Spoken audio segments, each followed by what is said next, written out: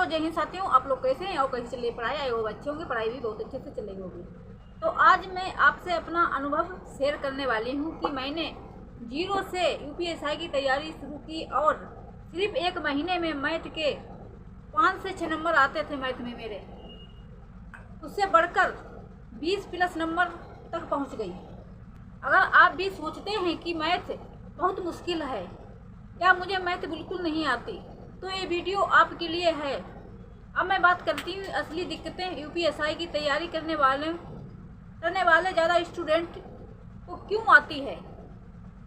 सबसे बड़ी प्रॉब्लम होती है कि मैथ, कोई कहता है कि टाइम नहीं मिलता, कोई कहता है कि कंसेप्ट समझ नहीं आता और कोई तो डर के मारे मैथ को छोड़ ही देता है।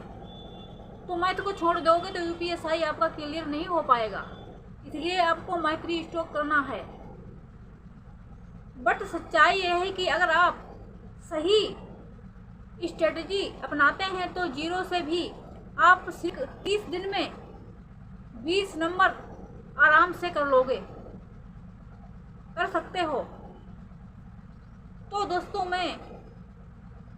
दोस्तों जब मैंने तैयारी शुरू की थी तब मुझे सच में मैथ कुछ भी नहीं आती थी और मॉक टेस्ट में मेरे 5 से 6 नंबर आते थे। बट मैंने ठान लिया कि यूपीएसआई में सिलेक्शन चाहिए तो मैथ को छोड़ना नहीं है।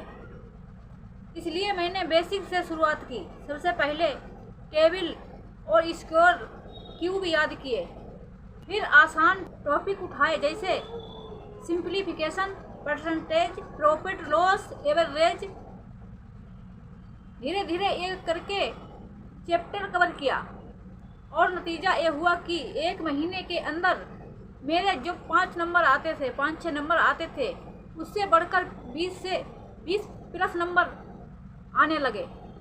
मैं आप लोगों को यही बताऊंगी कि अगर सीखना चाहो तो कुछ भी सीख तो सकते हो, लेकिन आपको पहले बेसिक कंसेप्ट समझने होंगे।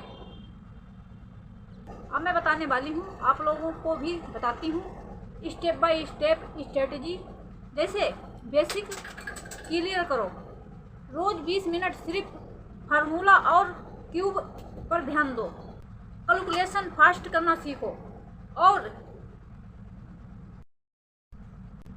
तो फ्रेंड, मैं आप लोगों को बताती हूँ, सबसे पहले इजी टॉपिक में शुरुआत कीजिए, जैसे percentage, profit loss, simplification, interest, average, ratio.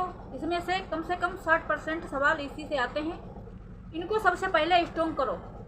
अब मैं बताऊंगी सबसे पहले PYQ पेपर सॉल्व करो। जैसे पिछली साल के आए हुए जितने पेपर हैं वो सॉल्व करके देखो। और यूपीएसआई में बार बार रिपीटेड होने वाले सवाल मिलेंगे। जैसे आपके PYQ में कई सवाल तो वो ही रिपीटेड हो जाते हैं। तो आप रोज 20 क्वेश्चन PYQ एर्स से सॉल्व करो, हल करो। और आप मॉक टेस्ट लगाकर देखो और हफ्ते में कम से कम 2 मॉक टेस्ट जरूर लगाओ। गलत सवाल पर टिक लगाओ और दोबारा उसे पढ़ो। अब मैं बात करती हूँ रिवीजन की। मैथ में सक्सेस पाना है तो रिसेंट रिवीजन रोज ही करना होगा। रोज 30 मिनट सिर्फ दोहराओ और लगाओ। तो फ्रेंड, मान लो कि अगर आप मैथ में जीरो से हीरो बनना चाहते हैं तो शुरुआत अभी से कर दो। जैसे मैंने शुरुआत की थी वैसे ही आप लोग भी शुरुआत कर दो। पहले हफ्ते में सिर्फ इजी टिप्स याद करो और दूसरे हफ्ते में डेली 30 क्वेश्चन हल करो और तीसरे हफ्ते में मॉक टेस्ट लगाओ और चौथे हफ्ते तक आपके 20 नंबर पक्के हो जाएंगे। अगर आप चौथे हफ्ते में महीने के लास्ट में जाएंगे तो आप मॉक टेस्ट लगाएंगे तो आपके 20 प्लस नंबर पक्के हो जाएंगे। याद रखो, यूपीएसआई का मैथ प्रॉपरली सिर्फ स्ट्रॉन्ग से टूटता है, माइनस से नहीं, भागने से टूटता है। अब मैं बताती हूँ फाइनल टिप्स यानी सीक्रेट मंत्र। याद रख रोज लिख कर पढ़ो, सुनकर नहीं, सुनकर मत छोड़िए, रोज लिख कर पढ़ो।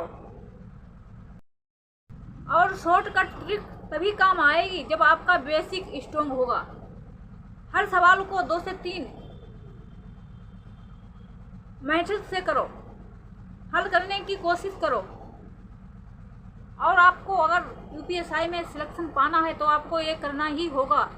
मैथ अगर आपको बिल्कुल नहीं आती है तो मैथ जैसे मैंने बताया वैसे ही आप बेसिक से सीखिए, आपकी मैथ स्ट्रॉन्ग हो जाएगी जैसे मैंने अपनी की है, जैसे आप लोगों को भी हो जाएगी। लेकिन मुझे बिल्कुल मैथ नहीं आती थी, आप लोगों को कुछ ना कुछ आती होगी, लेकिन आपकी भी हो जाएगी। और सबसे ज़रूरी खुद पर भरोसा रखो। सबसे ज़रूरी बात यह है कि आप खुद पर भरोसा रखो, मैं कर लूँगी या कर लूँगा, मुझे यूपीएसआई में सिलेक्शन पाना है। तो फ्रेंड ये थी मेरी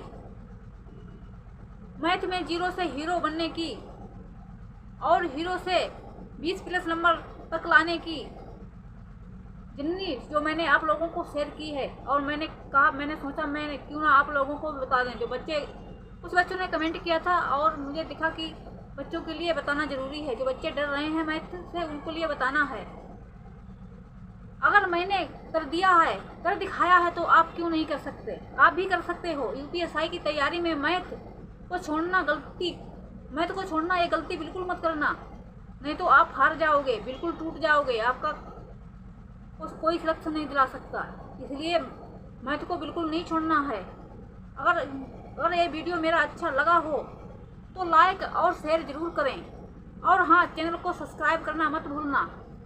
और मैं मिलती हूँ नेक्स्ट वीडियो में, तब तक के लिए थैंक यू, जय हिंद।